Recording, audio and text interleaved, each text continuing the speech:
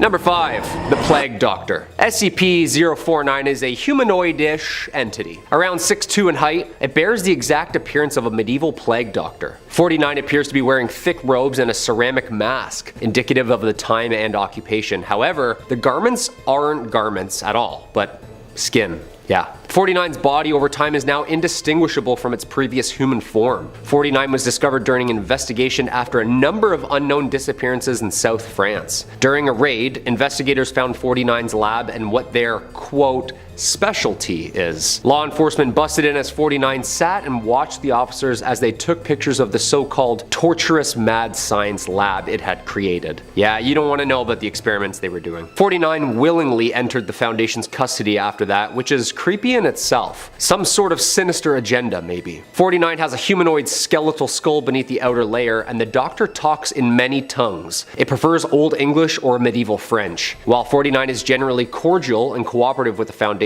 staff, it can be extremely irritated and aggressive if it feels the presence of pestilence, hence the disappearance during the pandemic. It will become hostile with people it deems as sick. Cold, flu, or under the weather, 49 is going to generally attempt to study anybody if they're showing signs of infection. 49 causes failure of biological functions of any organism it touches through direct skin contact. How this occurs is currently unknown, and autopsies of 49's victims has been inconclusive. The pestilence is what seems to drive the Doctor to live, though will usually aim to perform crude surgeries on living specimens using implements of an unknown era contained within a black ominous doctor's bag. Yeah. Their journals are not written in any known language, and attempts by linguists and codebreakers to decipher them have been unsuccessful. While these surgeries are not always successful, they often result in some sort of morbid creation. Okay, so this doctor is like wanted. Apparently after a botched dissection of an orangutan, the Doctor has yet again breached containment seeking specimens for research. Investigators need your help to find them. If you see a plague doctor roaming the streets, make sure you first off keep 6 feet of distance if you have a cold. That's all I'm saying, you know? And call the Foundation. Number 4. The Water Nymph. Yeah, we're not talking about Ariel from The Little Mermaid. SCP-054 has breached containment, and we're not really sure if we're ever going to be able to find her again. Out of the water, the subject most often appears as a female humanoid with an unearthly bodily volume of 90 liters of liquid, made entirely of water. Yeah, you'd be able to see her if she's out of the water. She's pretty massive. When she enters a body of water, however, which they think she's retreated to, she becomes next to invisible. Yeah, like pouring a glass of water into another glass of water. That's not good. The subject must periodically return to a body of water in order to maintain its volume due to evaporation. Okay, so maybe global warming could actually help us here. Initially found in a classified lake, she was moved to the Foundation indefinitely. Initially curious about the Foundation personnel and what their mandate for the human race is, it's documented she seemed to enjoy interacting and studying staff, mimicking their forms, learning our languages, and understanding our way of life. She was held in a watertight isolation room outfitted with specialized climate control equipment, a massive fountain filled with water, in a rather homely facility. Maintenance personnel are required to wear PPE at all times inside the containment area and must spend at least 10 minutes in a special drying room after exiting. As documented with her last breach, the surrounding area was evacuated and the enclosure was flushed with liquid nitrogen, freezing every molecule of water in it. However,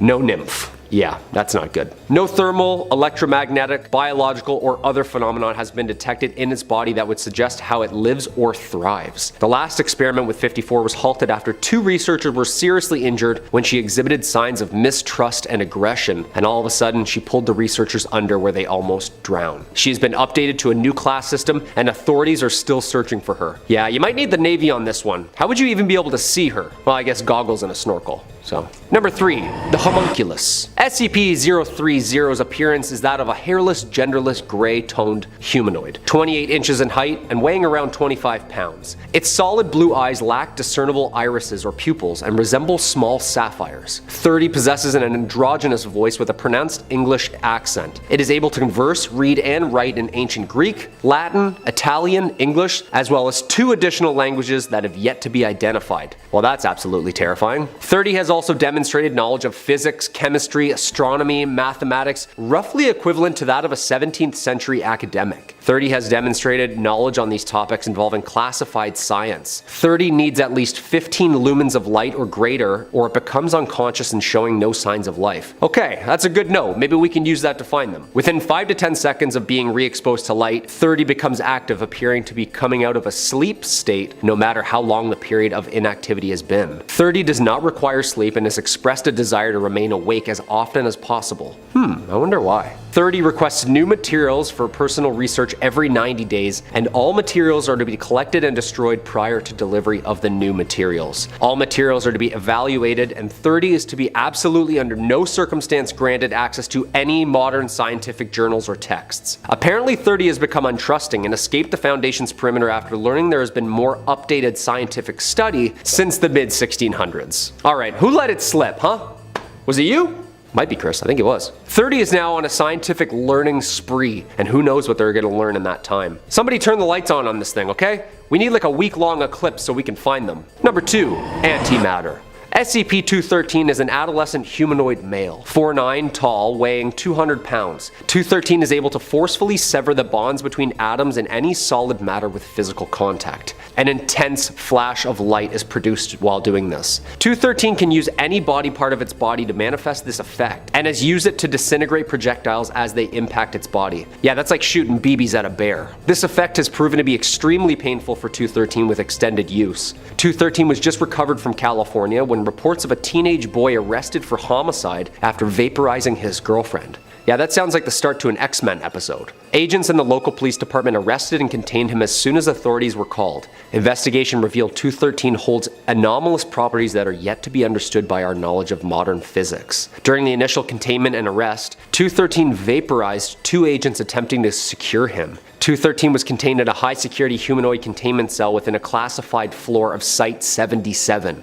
Yeah, major stuff. 213 should not be emotionally triggered during containment. Manifestation of its nuclear effect was on its brink when authorities reached the cell. During a routine physical examination, lesions were discovered on the back. There are 4 nodules now placed in a perfect square. A follow-up examination has led to the discovery of 2 more nodules located in the center of its palms. With the recent investigation, agents have deemed 213 to be evolving, and now a Keter classification. During the escape, 213 vaporized 2 more guards after having a seizure in its containment cell, after a quote, implosion. The matter surrounding its body and the molecules around it have vanished. If you have any further information surrounding a glowing radioactive teenage boy around town, just call the Foundation immediately, would you? And number 1, Baba Yaga. SCP-352 appears to be a very old, very emaciated woman of unknown age and race. 352 speaks Russian, but with an accent and dialect that makes translation very difficult. 352 is extremely unwilling to communicate, with mostly threats or statements of revenge. Yeah, she's mean. 352 has never identified herself by name, and due to her aggressive nature, it has been impossible to determine any background information. 352 possesses a level of strength and speed much higher than what should be possible for any person of her perceived age and physical dimensions, moving things of 500 pounds with little effort and moving at speeds in excess of 70 kilometers an hour. That's fast. 352 can recover from lethal wounds, including decapitation and disembowelment. Regeneration can take between days to several weeks depending on the severity. Internally, 352 appears to be a normal human woman with muscles, bones, and organs, but after recent testing was done on a tissue sample, she's capable of growing a hair-like cilia anywhere on her body at will. They have been observed crawling along floors and even up walls and ceilings. These hairs are sticky, identical to the enzymes in our saliva. This enzyme reacts on contact with human tissue and rapidly attacks the nervous system. Symptoms include hallucinations, euphoria, suppression of logical thinking, and suppression of pain receptors. She appears to be a carnivore with a strong preference, unfortunately, for human flesh. 352 will create a giant web of hair and saliva and just wait for their prey to become trapped and docile. 352 was last seen in her web inside the containment cell. Researchers were studying her cilia-like hair when they became entranced and were found limbless in a quite happy state. Her last location is unknown. Yeah, she's obviously the #1 spot, of course. She's a spider witch on the loose. Yeah, that's definitely gonna get the FBI's attention. Apparently, reports of an enchanted forest and a witch who have caused several deaths have surfaced in Russia yet again. Foundation agents are on scene, and apparently the forest has become more of a lair. Yeah, awesome. So there's a half spider, half witch with superhuman strength just dragging people up walls and into enchanted forests. Okay. Yeah, this sounds like Stan Lee's gonna need to help us out on this one. What do you think? In at number 5, we have SCP-470, Abandoned Office Building. This SCP appears to be a large abandoned office building and has had no registered owner for years. The building was abandoned after the collapse of the corporation that used to house this building. The structure is 7 floors and is in a state of disrepair as it hasn't seen any sort of life since it was abandoned. SCP-470 is known for its rooms to internally shift and become other locations that have been abandoned for a great amount of time. These outside locations appear within SCP-470 all have to have no human interaction or observation for 20 to 30 years. The rooms in this building exist both in their original physical location and within 470 at the same time. The locations that appear in 470 will flicker from time to time as they are unstable. It has been observed that one can remove a room from 470 by increasing the levels of human activity at the original physical location of the room that is manifesting. The longer the area has little to no human interaction, the stronger its connection with 470 is. At the beginning of the shift, rooms are only able to be manifested into 470 if they have absolutely no human activity. Though after long periods of abandonment, rooms are able to be manifested with as many as 14 people inside. The dangerous part about this SCP is that the rooms within it do not always originate in our human reality or dimension. Some of these rooms are constructed of non-terrestrial elements. No items or people are to enter or exit 470 or the external containment area without government approval. Additionally, anyone that is to enter must be equipped with a PSD tracking bug and be a part of groups of no less than 20 at all times to prevent any issues when observing 470. In at number 4, we have SCP-1730, Abandoned Building again. This SCP is known to be a large complex structure that is 15 kilometers northwest of the US-Mexico border. 1730 was discovered on June 5th, and when it was found was in a severe state of disrepair as it was left abandoned for an extended period of time. It is also important to note that due to the low survival rate of individuals who have come in contact with 1730, it is possible that it had been previously discovered but unreported. Inside 1730 there was classified documents that supported the theory that the building was once Foundation Site 13 and originally located near Alaska. Upon discovering 1730 it was clearly abandoned, yet the site power generated continued to operate in a damaged state with multiple fuel leaks and fires throughout the facility. This resulted in power failures and hindering exploration and rescue missions. The origin of this SCP is still unknown, as is what happened within the building. It is believed that human survivors existed deep in the lower basement level of the facility. This is because there are messages written in English throughout the basement with warnings such as danger and what happened to Site 13. Furthermore, there were many entries of data that were collected by remaining functional terminals. The collected data consisted of site layout, staff information, and contained anomalies. The containment procedures is very specific for this SCP and consists of a 2-kilometer circular perimeter, with a quarantine zone that is established 1 kilometer from the SCP. People that enter 1730 must use hazardous contact preparation measures, including a reinforced airtight suit. When exiting the quarantined area, one must submit through decontamination protocols that are administered by the security staff. If failed to pass the quarantine protocol, individuals are held for further decontamination, or in the case of decontamination being unfeasible, termination is to be expected. In at number 3, we have SCP-1983, Doorway to Nowhere. 1983 is a K-class object under SCP Foundation's containment. It was combined by SCP-1983-1 and SCP-1983-2. 1983-1 is a 1-story farmhouse in Wyoming. It was abandoned in 1968 after a series of rituals were allegedly performed there by a cult, and was discovered after a series of mysterious deaths in the surrounding area of a Wyoming county. The front door of SCP-1983-1, when opened, appears to contain a spatial anomaly. Neither matter nor light has been observed to exit the doorway. 1983-1 is accessible through other entrances, including windows, the back door, and entrances cut into the back of 1983-1. However, the front room does not appear to exist inside of 1983-1. Doors that should lead to the front room instead lead to other doors inside the building. Measurements of the inside and outside of 1983-1 are inconsistent. Holes cut through the interior walls of 1983-1 that should lead to the front room lead instead to the outside walls around the front of 1983-1, but stop stopped 3 meters on either side of the doorway. At some point, the doors stopped leading to darkness and instead led to their natural rooms, which contain the remains of every agent or Class D sent in. Found in the abandoned building are 1983-2, which are creatures that appear as humanoids but are entirely black in color.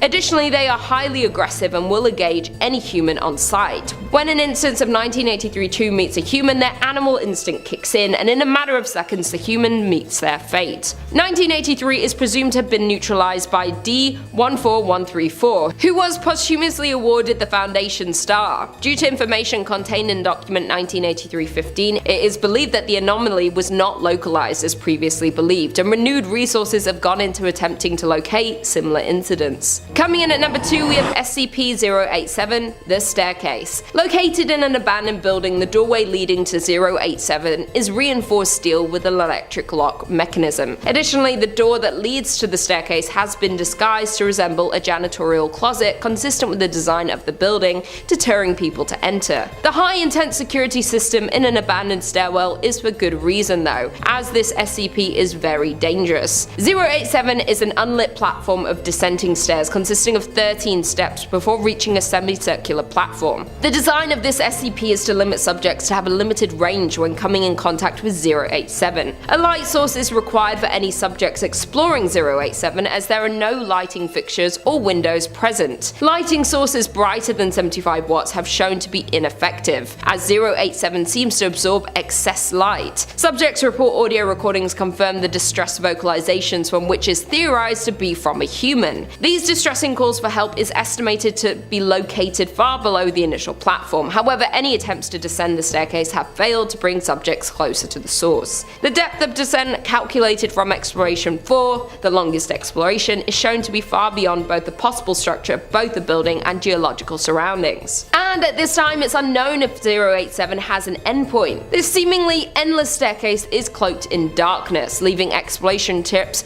not for the faint-hearted. Many people that have chosen to explore the inside of 087 have disappeared inside and never returned. It's unknown if 087 is the cause of their disappearances, though it is most likely. 087 is aware of the Foundation's presence, as it will stare into discarded video equipment. Individuals who manage to escape 087 and get back to the top of the staircase often have long-lasting mental issues and physical fatigue. In every documented exploration of 087, every subject has witnessed 0871 appear nearby. It will either stare at them from the darkness, causing mental degradation, or lunge at or chase them through the stairwell in an extremely violent and aggressive manner. That's my worst fear. I hate going upstairs. I don't want to be chased. Do you feel that fear when you go up a set of stairs? That someone's just going to start running? No, it's that someone's just all of a sudden going to start running behind you and chasing you.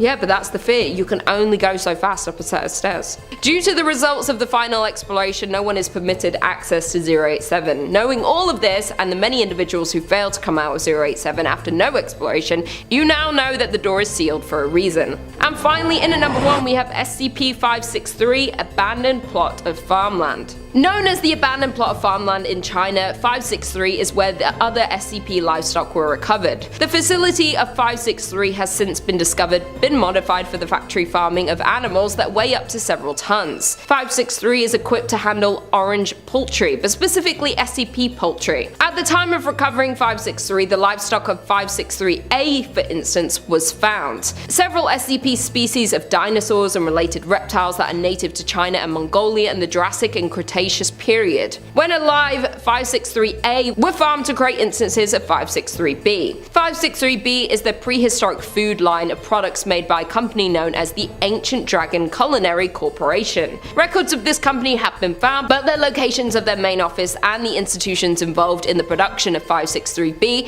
has not yet been established. 563B products are sold in several East Asian countries, but have been discovered in some supermarket chains in the USA. Various instances of 563B include dragon bone tea, ancient dragon velociraptor noodles, and Kentucky fried Tyrannosaurus. Posthumous examination of all 563A instances found that up to 79% of the individuals found had prion in their system prior to their death. Testing on this prion found it to be similar to prion that causes Kuru, suggesting that 563A instances had been fed or were feeding on the meat of the same species. Notably, most species of raptor found on site were immune to this prion. The containment procedures for the 563 consistent of all carcasses of 563A have been removed from the farmland, within minimal containment of 563 required. It is to be surrounded by a perimeter of motion trackers at every 3 meters to track any sort of movement. Number 5 on this list is SCP-048. I suppose that SCP-048 is a little bit of a stretch on this list because it isn't necessarily an object, but hear me out on this one. SCP-048 is basically the granddaddy of curses in the SCP Foundation. Now, there isn't an object or a room or a space that is cursed here, but it's actually a number. You see, the actual name itself, SCP-048, is what's cursed. And this is why it makes the list. Because if you were to label any item as SCP-048, then that item would automatically become cursed as well. If an item has been given the designation of SCP-048, then that item, through completely unforeseen circumstances, becomes destroyed, lost, stolen, decommissioned, or it's gonna have some other weird and unwanted thing happen to it. The SCP Foundation has had multiple important items get destroyed or lost by assigning them this designation and not realizing that there's a curse attached to it. Not only is it the item or thing that gets screwed over by this number though,